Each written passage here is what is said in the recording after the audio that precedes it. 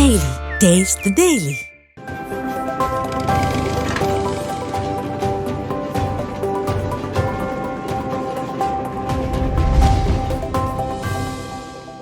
விருத்தாசலம் அருகே 100 நாள் வேலை திட்டத்தை புறக்கணிப்பு செய்து பெண்கள் சாலை மறியல் போராட்டத்தில் ஈடுபட்டதால் பரபரப்பு ஏற்பட்டது.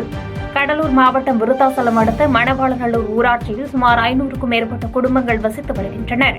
இந்நிலையில் இக்கிராமத்தின் ஊராட்சி மன்ற தலைவரின் பதவிக்காலம் முடிந்த நிலையில் கடந்த 3 வாரத்திற்கு மேலாக 100 நாள் வேலை திட்டத்தை புதிதாக நியமிக்கப்பட்ட பணிதள பொறுப்பாளர்கள் கவனித்து வந்துள்ளனர்.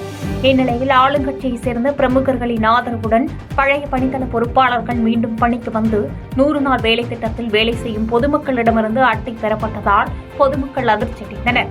இந்நிலையில் கடந்த 2 தினங்களுக்கு மேலாக பொதுமக்கள் யாரிடம் 100 நாள் வேலை திட்டத்திற்கான அட்டையை வழங்குவது என்று திகைத்து வந்த நிலையில் இதனால் ஆத்திரமடைந்த 100க்கும் மேற்பட்ட பெண்கள் இன்று ஆளுங்கட்சி அராஜக போக்குடன் செயல்படுவதாக கூறியும் புதிதாக நியமிக்கப்பட்ட பணிதள பொறுப்பாளர்களை மீண்டும் பணிக்கு எடுத்துக் கொள்ள கோரியும் விருத்தாசலம் சேலம் செல்லும் மணவாளநல்லூர் பேருந்து நிறுத்தத்தின் முன்பு திடீரென சாலை மறியல் போராட்டத்தில் ஈடுபட்டனர். இதனால் சுமார் 1 மணி நேரத்திற்கு மேலாக கடும் போக்குவரத்து ஏற்பட்ட நிலையில் தகவல் அறிந்து வந்த விருத்தாசலம் காவல்துறையினர் உரிய நடவடிக்கை எடுக்கப்படும் என்று பேச்சுவார்த்தையில் ஈடுபட்டதன் பேரில் மறியல் போராட்டத்தை கைவிட்டனர்.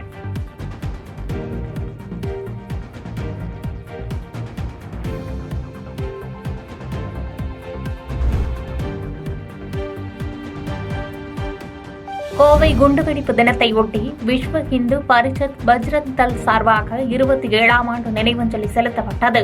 கோவையில் 1998 பிப்ரவரி 14ஆம் தேதி பயங்கரவாதிகள் ஆர்எஸ்புரம் சிவானந்தா காலனி பிஜேபி அலுவலகம் அரசு மருத்துவமனை ரயில் நிலையம் ஆகிய இடங்களில் வெடிகுண்டு தாக்குதல் நடத்தியதில் 45 பேர் உயிரிழந்தனர். வெடிகுண்டு தாக்குதலில் பலியான தேசபக்தர்களுக்கு 27ஆம் ஆண்டு நினைவஞ்சலி செலுத்தும் விதமாக விஸ்வ இந்து பரிஷத் பஜ்ரங் தள் சார்பில் பேரூர் படித்துறையில் திதி கொடுத்து அஞ்சலி செலுத்தினர். அதேபோன்று அங்கு வருகை தந்து இருந்த உயிரிழந்த தேசபக்தர்களின் குடும்பத்தினர் மொட்டை அடித்து திதி கொடுத்தனர்.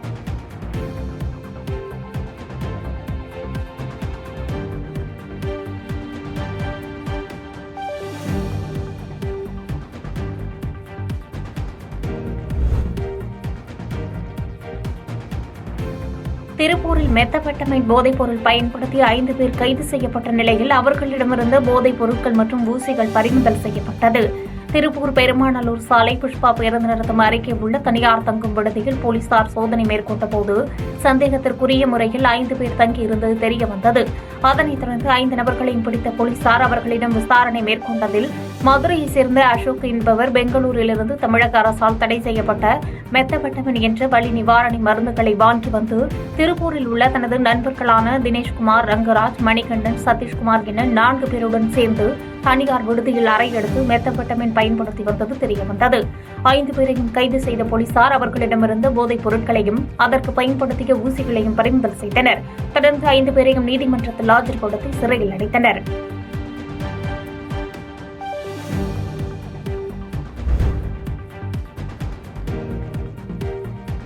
தமிழக அரசு எல்லா வகையிலும் தோல்வியடைந்து வருவதாக தமிழிசை சவுந்தரராஜன் தெரிவித்துள்ளார்.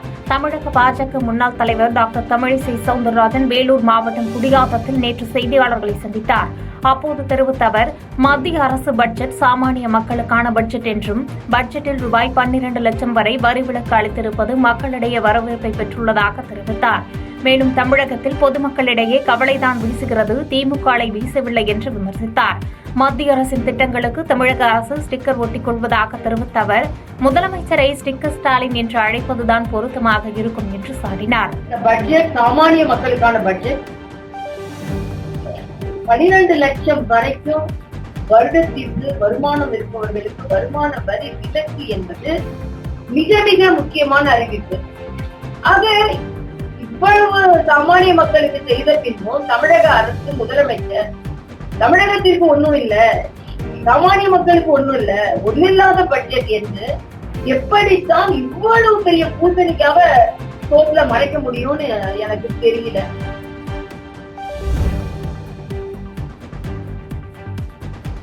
ஒசூர் அருகே தகாத உறவின் மூலம் குழந்தை பெற்றெடுத்து அக்குழந்தையை கொன்றவருக்கு இரட்டை ஆயுள் தண்டனை விதித்து நீதிமன்றம் தீர்ப்பு வழங்கியுள்ளது.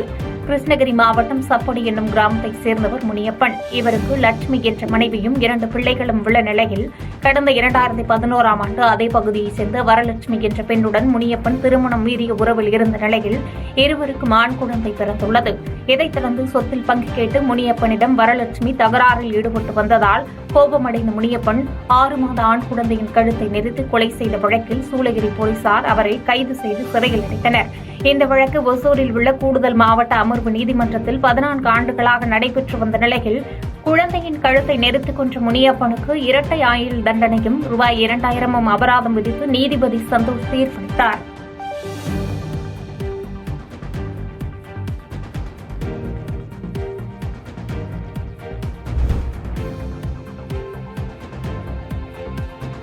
சென்னையில் இந்து சமய அறநிலையத்துறை சார்பில் 4 கிராம் தங்கத்தாளி 60,000 ரூபாய் மதிப்பிலான சீர்வரிசை பொருட்கள் என வறுமை கோட்டிற்கு கீழ் உள்ள ஜோடிகளுக்கு இலவச திருமணம் நடத்தி வைக்கப்பட்டது. இந்து சமய அறநிலையத்துறை சார்பில் மாதந்தோறும் வறுமை கோட்டிற்கு கீழ் உள்ள ஜோடிகளுக்கு திருமணம் செய்து வைக்கப்படும் என முதலமைச்சர் மு க ஸ்டாலின் அறிவித்திருந்தார். அதன்படி சிங்கப்பெருமாள் கோயில், அனுமந்தபுரம் சாலையில் உள்ள பாடலாத்திரி நரசிம்ம பெருமாள் கோயிலில் வறுமை கோட்டிற்கு கீழ் உள்ள ஜோடிகளுக்கு திருமணம் நடத்தி வைக்கப்பட்டது. மேலும் திருமணம் செய்து வைக்கப்பட்ட ஜோடிகளுக்கு இந்து சமய அறநிலையத்துறை சார்பில் 4 கிராம் தங்கம் மற்றும் ரூபாய் 60,000 மதிப்பிலான சீர்வரிசை பொருட்கள் வழங்கப்பட்டன. இவ்விழாவில் செங்கல்பட்டு சட்டமன்ற தொகுதி தொழில்நுட்ப அணி ஒருங்கிணைப்பாளர் ராஜன், ஒன்றிய இளைஞர் அணி அமைப்பாளர் ரத்தீஷ் மற்றும் இந்து சமய அறநிலையத்துறை உதவி ஆணையர் ராஜலட்சுமி உள்ளிட்டோர் கலந்து கொண்டனர்.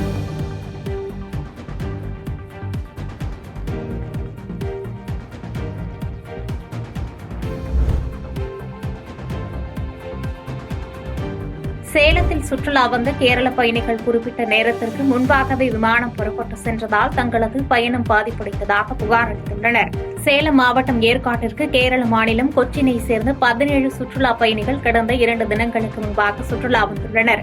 சுற்றுலா முடித்துவிட்டு கொச்சினுக்கு திரும்பும் வசதியாக அலைன்ஸ் விமான நிறுவனத்திற்கு சொந்தமான விமானத்தில் டிக்கெட் புக் செய்துள்ளனர். இந்நிலையில் சுற்றுலாவை முடித்துவிட்டு கொச்சின் திரும்ப சுற்றுலா பயணிகள் விமான நிலையம் சென்றபோது குறிப்பிட்ட நேரத்திற்கு முன்பாகவே விமானம் புறப்பட்டு சென்றதாக தெரிகிறது.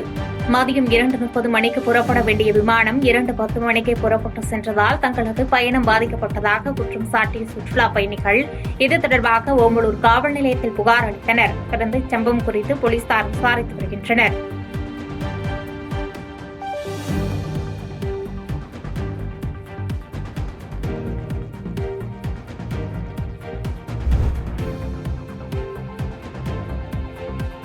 தாம்பரத்தில் வக்பு திருத்த சட்ட மசோதாவை திரும்பப் பெற வலியுறுத்தி SDPI கட்சியினர் போராட்டத்தில் ஈடுபட்டனர். வக்பு வாரியத்தில் சில திருத்தங்களை மேற்கொண்டு மத்திய அரசு வக்பு திருத்த சட்ட மசோதாவை மக்களவையில் தாக்கல் செய்ததை அடுத்து பல்வேறு கட்சியினர் எதிர்ப்பு தெரிவித்து வருகின்றனர். அதன் தொடர்ச்சியாக செங்கல்பட்டு மாவட்டம் தாம்பரம் பேருந்து நிலையத்திற்கு முன்பாக வக்பு வாரிய திருத்த சட்ட மசோதாவை திரும்பப் பெற வலியுறுத்தி 50க்கும் மேற்பட்ட SDPI கட்சியினர் கண்டன கோஷங்களை எழுப்பி போராட்டத்தில் ஈடுபட்டனர். மேலும் மத்திய அரசு கொண்டு வந்துள்ள வக்பு திருத்த சட்ட மசோதாவை திரும்பப் பெற வலியுறுத்தி தமிழ்நாடு அரசு சட்டமன்றத்தில் கண்டன தீர்மானம் நிறைவேற்ற வேண்டும் எனவும் கோரிக்கை விடுத்தனர். தொடர்ந்து வக்பு வாரிய திருத்த சட்ட மசோதாவின் நகலை எரித்து போராட முயன்ற SDPI கட்சியினரை போலீசார் தடுத்து நிறுத்தியதால் அங்கு சிறிது நேரம் பரபரப்பு நிலவியது.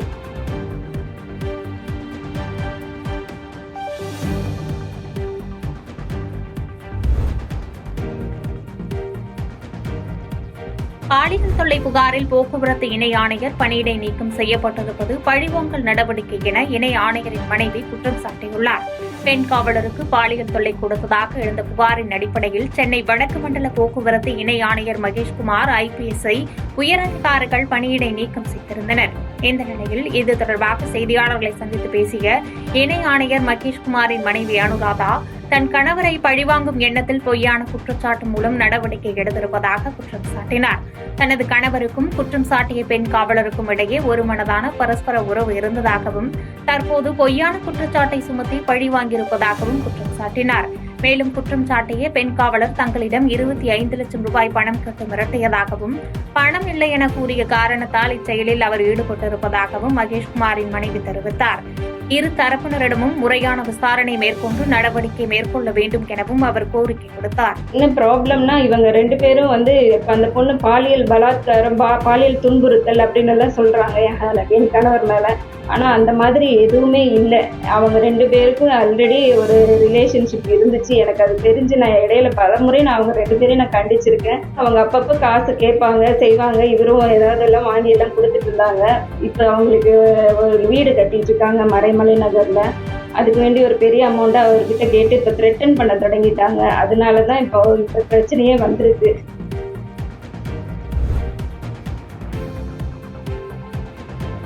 திருப்பத்தூரில் நடைபெற்ற அரசு ஓய்வூதியர் சங்க மாநில செயற்குழு கூட்டத்தில் அரசுக்கு பல்வேறு கோரிக்கைகள் முன்வைக்கப்பட்டன. தமிழ்நாடு அரசு அனைத்து துறை ஓய்வூதியர் சங்க மாநில செயற்குழு கூட்டம் திருப்பத்தூர் ரயில்வே ஸ்டேஷன் ரோட்டில் உள்ள தனியார் திருமண மண்டபத்தில் நடைபெற்றது.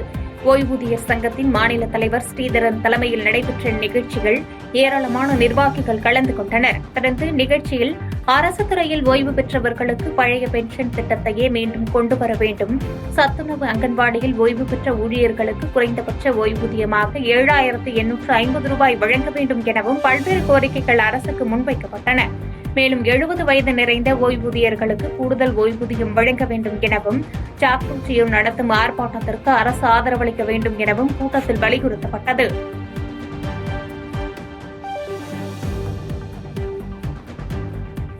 பாதகம் செய்பவரை கண்டால் நாம் பயம் கொள்ளலாகாது பாப்பா. மோதி மிதித்துவிடு பாப்பா, அவர் முகத்தில் உமிழ்ந்துவிடு பாப்பா. அண்மை செய்திகளை உடனுக்குடன் தெரிந்து கொள்ள இணைந்திருங்கள் எம் நாடு தொலைக்காட்சியுடன்.